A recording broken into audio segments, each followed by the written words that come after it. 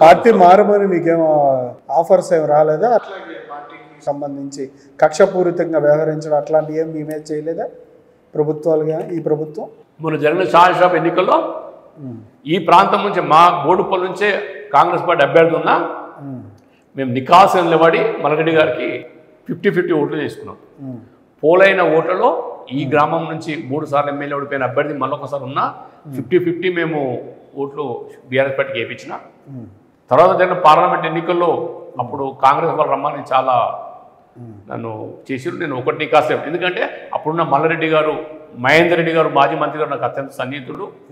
ఇక్కడ ఎంపీగా పోటీ చేసినటువంటి సునీత మహేందర్ రెడ్డి గారు నేను జెడ్పీటీ ఉంటే వారు జిల్లా పరిషత్ చైర్మన్ ఉండే. అప్పుడు ఎంత ప్రభావం చేస్తే మేము పార్టీ మారే ప్రసక్తి లేదు. మీరు మమ్మల్ని ఫోన్ చేయడం కానీ మీరు మాత్రం రావద్దు, వస్తే మీకు గౌరవంగా ఉండదు, మీకు రావద్దని మనం చెప్పినాం. నికాసుగా కేసీఆర్ మనకు బాస్. కేసీఆర్ గారు చేసిన సంక్షేమ అభివృద్ధి కార్యక్రమాలు భవిష్యత్తులో పార్టీకి అవసరం, ప్రజలకు అవసరం. ప్రజలు ఎక్కడుండ్రు? కేసీఆర్ వైపు ఉన్నారు కాబట్టి ప్రజల వైపే మేము ఉంటాం. ఇప్పుడు కాదు, ఎప్పటికి కూడా బీఆర్ఎస్ పార్టీలో ఉంటాం. కేసీఆర్ గారు, కేటీఆర్ నాయకత్వంలో పనిచేస్తాం.